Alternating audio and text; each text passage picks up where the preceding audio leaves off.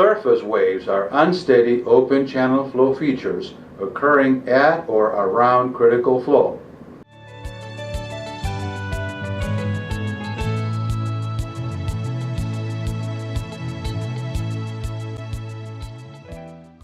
Surface waves are connected with the transition to upper regime, where surface perturbations are in phase with bed perturbations.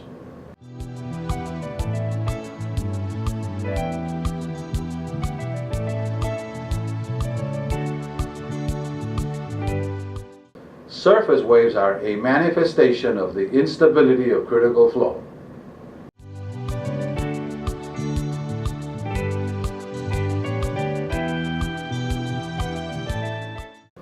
Surges are perturbations created by sudden gate closures or rapid changes in stage or flow depth.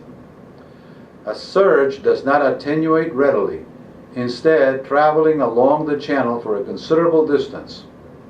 Surges are avoided by opening gates slowly and minimizing the possibility of sudden stage or depth changes.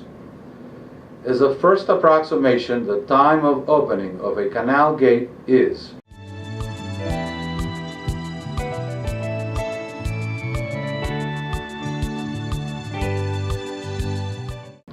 where U sub naught is the mean velocity, S sub naught is the bottom slope, and G is the gravitational acceleration.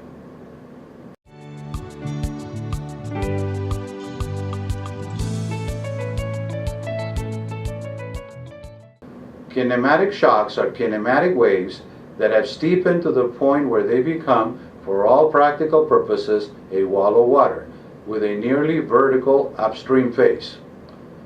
Kinematic waves travel downstream and can either steepen or flatten, depending on the interaction of the wave with the cross-sectional geometry.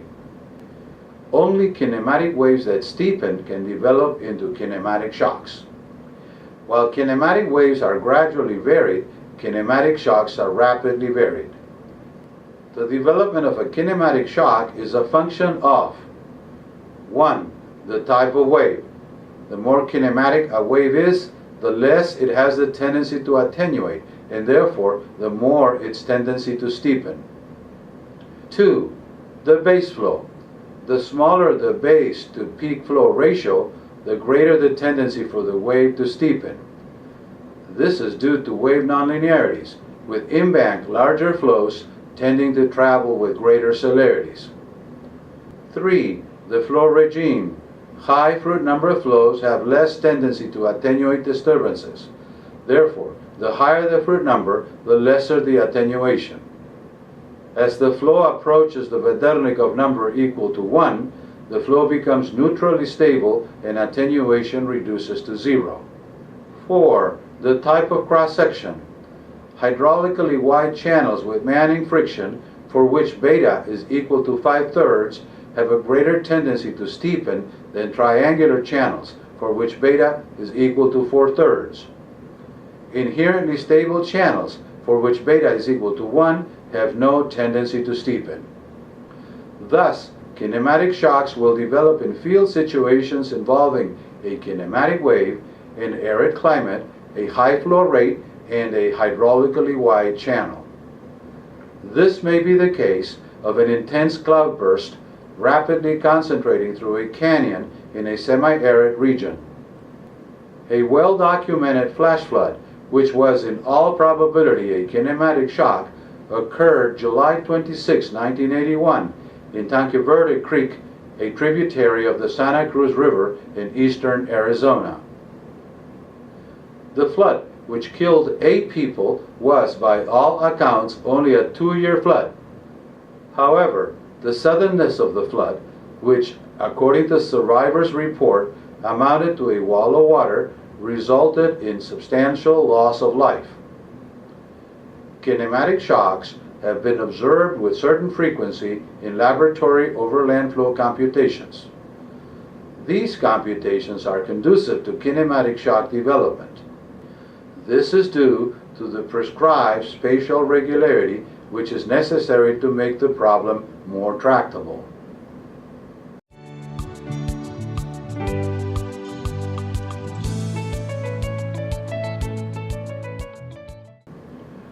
Roll waves form in open channel flow when the Vedernikov number exceeds 1. Roll waves manifest themselves as a wave train moving downstream.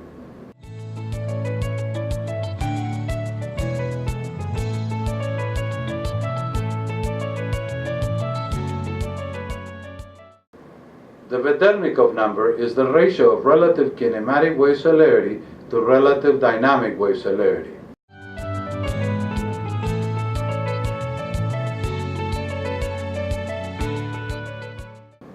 Where v is the mean velocity and h is the flow depth. Roll waves occur when the relative kinematic wave celerity exceeds the relative dynamic wave celerity.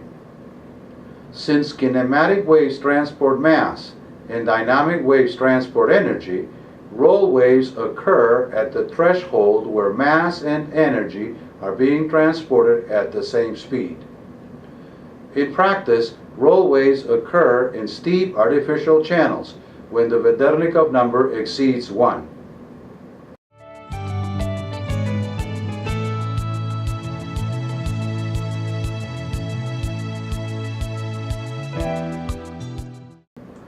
The ratio between Vedernikov and fruit numbers is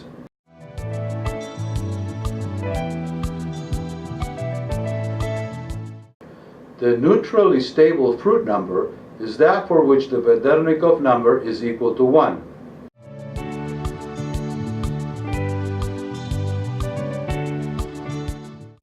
Roll waves begin to form at the neutrally stable fruit number. The neutrally stable fruit number is a function only of beta, the exponent of the discharge area rating. In turn, beta is a function of friction and cross-sectional shape. This table shows neutrally stable fruit numbers for a wide range of friction and cross-sectional shapes.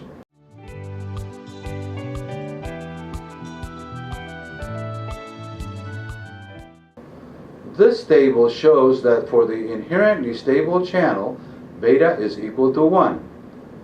Therefore, Q is equal to alpha A, and the velocity is a constant regardless of flow depth. For the inherently stable channel, the neutrally stable fruit number is infinity. Therefore, the flow remains stable regardless of the fruit number. An example of the inherently stable channel cross-section is shown here.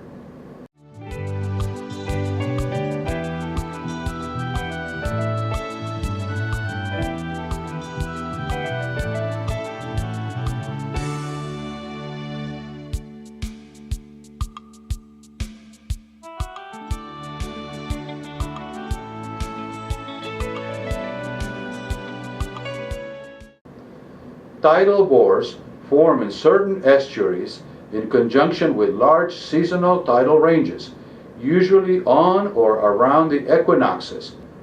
Whether the tidal wave is able to move upstream into the estuary proper and develop into a recognizable bore of finite depth depends on the tidal range and the cross-sectional geometry of the estuary.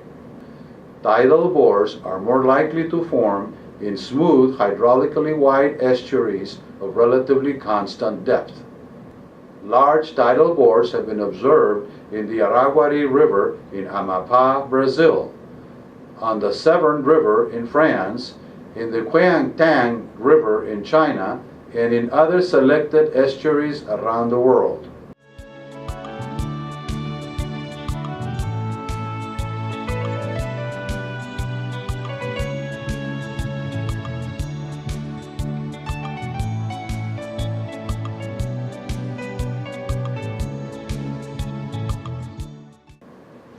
Debris flows are sudden accumulations of runoff containing great quantities of sediment particles, usually boulder size and above.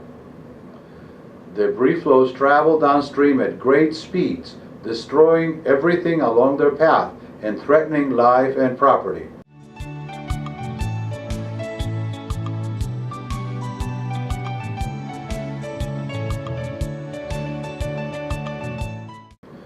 Debris flows are induced by intense rains, but they can also be triggered by earthquakes. In Southern California, along the base of the San Gabriel Mountains, east of Los Angeles, rain-induced debris flows recur with predictable regularity. They are caused by 1. Geologic uplift, making the San Gabriel Mountains the most tectonically active range in the United States. The uplift leads to slope steepening, which increases gravitational forces and maximizes erosion potential. 2.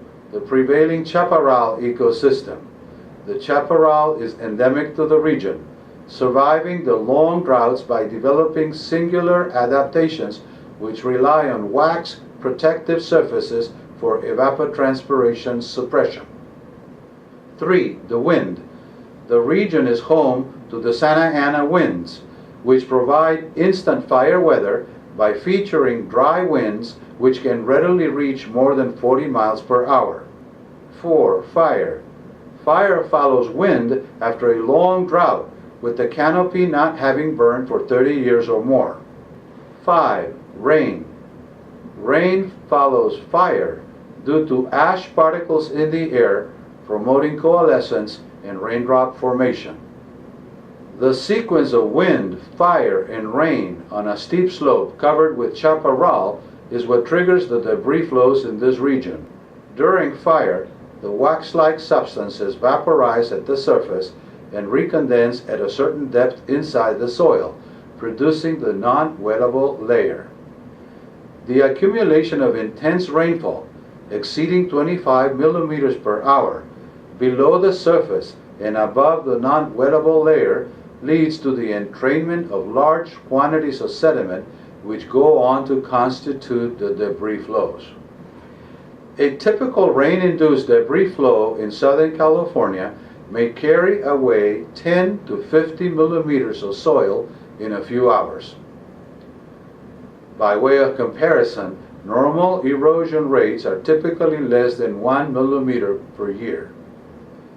Massive debris flows can be triggered by earthquakes. Such was the case of the Huascaran slide on May 30, 1970 in Peru, which buried the town of Yungay and killed more than 20,000 people. The town has since been rebuilt at a location just north of the ill-fated site.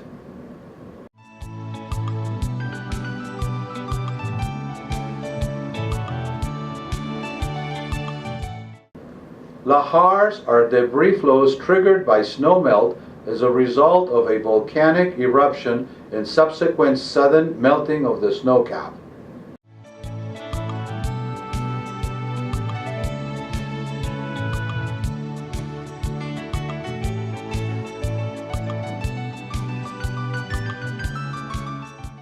The word lahar originated in Indonesia, where the phenomenon is very common. Lahars have the consistency, viscosity, and approximately the same density as concrete, fluid when moving and solid when stopped.